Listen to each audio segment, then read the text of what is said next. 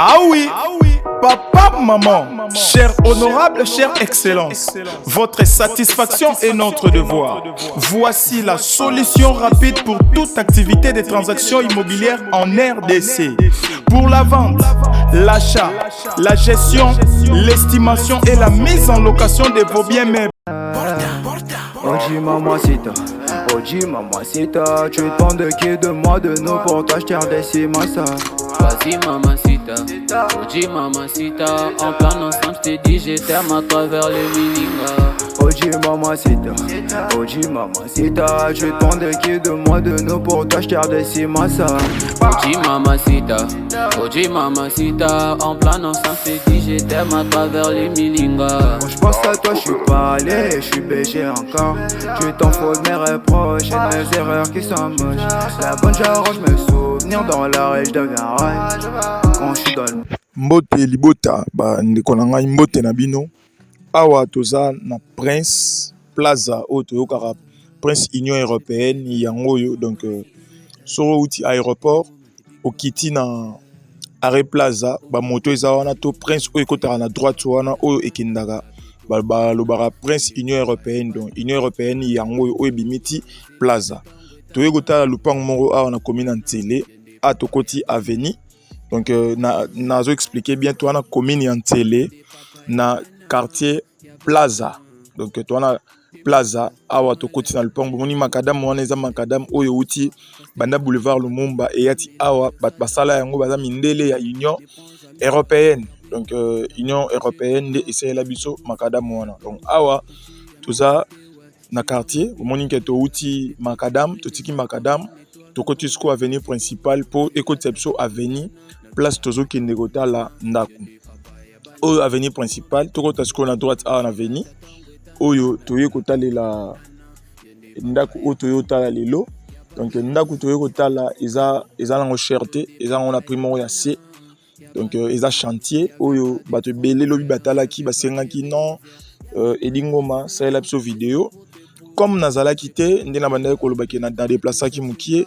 Senga rapé ba air moro tour ko pemisa manzoto. Donc nazala ki en déplacement ba oignon so ba fallait na ça la bango ba vidéo ba oignon so fallait na chama pango na bango en ligne. En tout cas bolimbi simingi ba o ba banda ko benga to banda ko yambate. Donc soki nga moko nazate ba yamba toujours ba numéro inconnu ba numéro o déjà to t'enverra na bango. Moi ba yamba ba ezala raté po ba ebité nini o to banda ki ko solola nabino. Donc bolimbisi.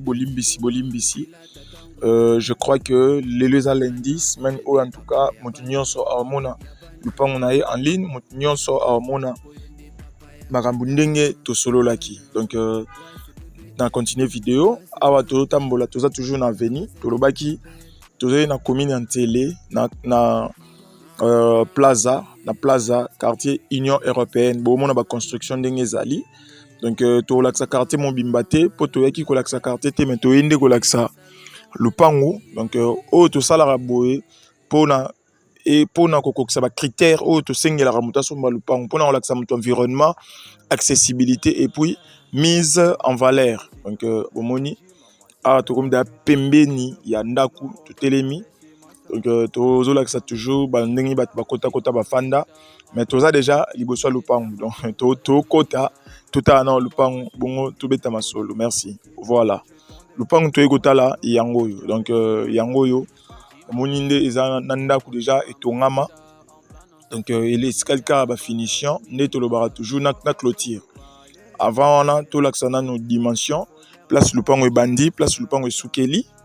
Bongo tokota total ndaku. Donc lupango esuki awa place ntete oyo ya manga ezali, bomona na se wana ba bambu mo eza wana. Toke tout droit ti na borne oyo monene oyo bomoni ke donc lupango eza cadastré ba borne yango yo awa ezopesa biso 15 mètres de largeur et puis soki to continuer na longueur omona que toye ti na suka kuna et epesa biso 17 mètres, donc 15 mètres sur 17. Donc eza déjà au-delà il y a 200 mètres carrés. Voilà, bomoni ba voisin ba venir sima, ba venir liboso, o na sima endaku espace ezali. Il y a mon 1 mètre, oyo mutako ba luka pe asa pe moi eloko. Donc awa eloko etikali ka ko clôturer, nde to lobara toujours mutate kare eloko, ozo kakola eloko, tala pe mutasombaki terrain combien, a dépenser combien pour na retonga. Yépe RAOT car ça peine pour ça à melata secret bon on a dépensé que zongi mais atama 1000 francs oyo ya secret nenge na zoki temps ya rotonga donc to discuter to ba rappeler que sol ça baninga bien pour pe ça courage muntu akoza peine pour ça te kilo na ateka donc ndako yango oyo ndako eza 3 chambres, salon, cuisine, 2 salles de bain au porte à cuisine, entrée au bon les cuisine.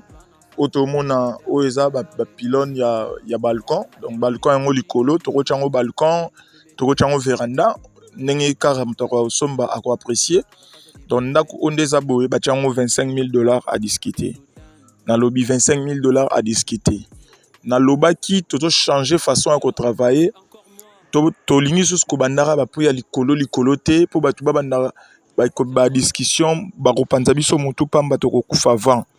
Donc, oyo akoza intéressé. Toi, bah déjà que eza 25,000, même ko nango lobby a olongola mukie. Donc ko nango avant na poto, a longo poto aye Kinshasa pour ateka lupango na ye, azonga poto. Donc bino na bino bata poto boye bani, ba débat ezala milai te faut que ça pragmatique. Donc lobby $25,000 à discuter, azo kita ebele te. Donc azo kita ka mukie peut-être azolongola une affaire, il y a ba 2,000 ou 3,000. Donc na pesi bino da briefing ndenge ezali to mata likolo to tala balcon pour to zwa image to tala balcon ndenge ezali balcon yango yo toko créer lango pe mo lo mo chambre mo likolo et sala biso pe kaka bien na ndenge ya idéologie donc bomoni balcon ndenge ezali moni terrain ndenge ezali donc soki to clôturer donc toko pe ko salamolo moro parking ezali bomoni baningande ba tonga bazo tolé donc ezaka ba avantage na ya quartier ou epesa pe moi ndenge ezala toujours voisin zo tonga yo pozo tonga sala bien donc lupango oyo na ndako oyo bomoni tol eza sika tol ba utocha kala mingi te donc eza ba tol moko ba utocha kala mingi te awa donc eza eloko te ke ya kala ou quoi non eza ba tol moko eza récente bomoni ba voisin nyonso nde batongi bon to kitana se to zwa image akati to tala pe na mokati bomoni kati ndako ndenge ezali donc eloko etikali ka pavement na plafond donc to lobaka finition courant déjà bomona batio nyonso ezali ya ndenge finition batio nyonso déjà basalaki donc camarade oyo batindi aya kolakisa biso abosani clé la vie abosani clé donc bomona image auto zongo na ndenge ya fenêtre donc pardon na ndenge porte comme porte eza bantivol donc to sali effort to zwa image donc bomoni salon des ali salon eza munene donc eza un espace moko bien et puis bomoni awa na ndenge ya mpandi tozi na ndenge mpandi au porte à salon pour na salon bomoni bamabaya tout là donc kati eza déjà presque fini et le retikali car eza finition carreau pavement et puis plafond pour épaissir sous vie na ndako donc pour na etikali donc etikali tout l'accès sous cuisine donc je crois que tu vas dans la cuisine oui eza cuisine ou na gauche wana entrer pour na bima salon donc pour na baroza intéressé to bengani merci.